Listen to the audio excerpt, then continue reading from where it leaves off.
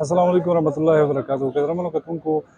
نن د پښتونخوا چې کوم لوی شخصیت و لطیف لالا سره جج آفتاب صاحب شهید دي، دغو دوو خاندانونو ترمنځ د تیرو دوو دهایو نه دشمني کې ککړ وو، چونکې دا هر څه یو خاندان وو خو په دشمنۍ کې ککړ وو. نو دغه حوالې سره د قوم کمبار مشرانو ویسره د سفیر ایمن عبدالرازق افریدي په کاوشونو باندې د تیر یو نیم کال نه دو په دغه کوشش کې وو چې هغه د دغو دوو خاندانونو په منځ کې صلح وکړي.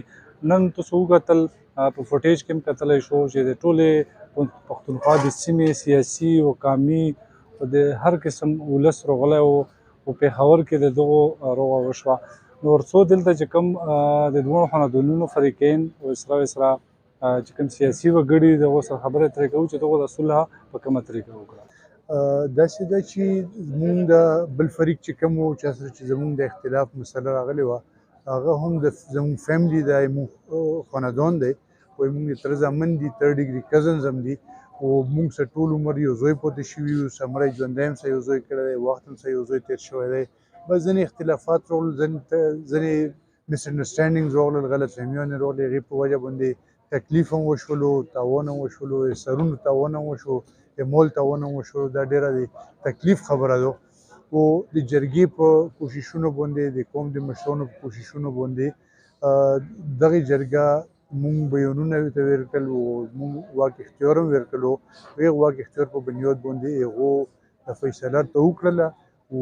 هغه مونږ دواړو فریقینو په شریکه باندې منظوره کړله. نو نن د هغې په حواله باندې دا پروګرام وشولو او دا په یو ښه طرف باندې دواړه خاندانونه روان شول. دشمني یا بدي دا بد شی دی، دا په دې کې د سر زیان هم کېږي، په دې کې د مال زیان هم کېږي، په دې کې د عزتونو زیان هم کېږي. او زمونږ چې کوم د ستونزه جوړه شوې وه په دې کې هم ډېر قیمتي خلک د منځه په دې ډز باندې په دشمنۍ کې ولګېدل، مړه شو پکې، حالانکې هغه د قوم دپاره، د وطن دپاره ډېر د ګټې او ډېر د افتخار خلک وو.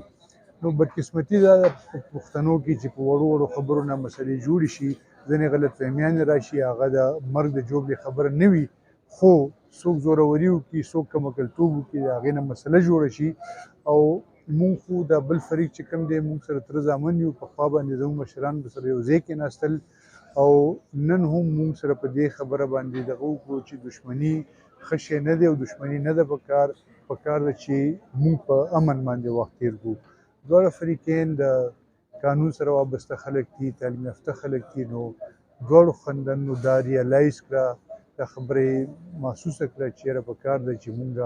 د خبرو په همدې ځای باندې ودرو، نور د ډز نه، د تاوان نه، د تکلیف نه ځان بچ کړو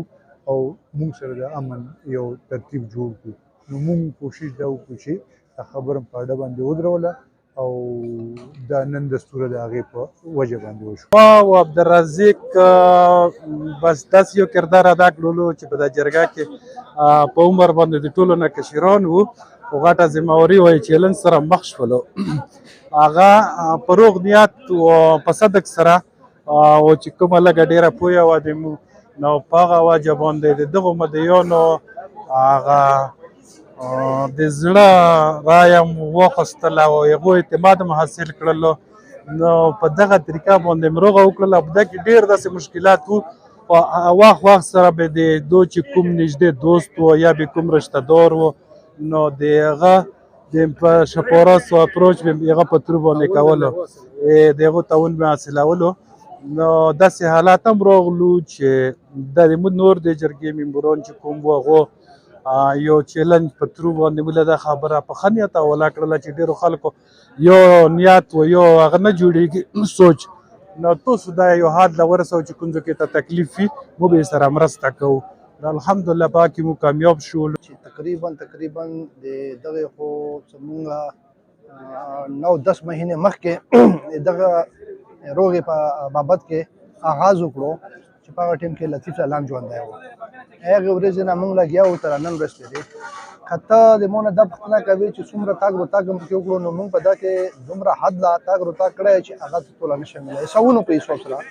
او داسې هم کړي دي چې یو فریق لا د ورځې 2 ځلې هم تللی وو بلکې 3 ځلې هم تللی وو د شپې ته 1 بجه تر 2 بجو تر 12 بجو پورې به د سره موږ نوستا کوه نو یې سوونو په حساب سره موږ دا بیټک کړی دی او نوست هم کړی دی شنشا سے په صلح باندې خو د موږ کم زیات و تم میاشتې 9 میاشتې یا کول به ته وایو او په دا کې د موږ سره د کمبار قوم تر دا پیری چې د مونږ مخکې کې ډېر خلک لګیاو خو بیا کې داسې غټې واقعې روغلې چې خلک د وجوهاتو د واجه کېنوستل وی چې توزا غام دی الحمدلله موږ چې کې کله ورنټ شو موږ دا نه دی کتلی د الله تو کالن کړه او دوړو خونه دنو لوي راغلی او موږ له عزت رو کړه او تر دا پیری چای نه دښمنی په ورورې بدل شو نن مې د لکیبلا خونتون و د افتاب چت خونتون نه کولای نه به کولای خدا نه فرق دا تبویرو و دا د پښتنو خونه دا ته نیمه خونه دو په پښتون کې باندې شګرو او چې دغه وکړه نو پښتون به دور شه چې به بالانس نه ماکستا خپل تورسالي رامکستا و د مخالف تورسالي رامکستا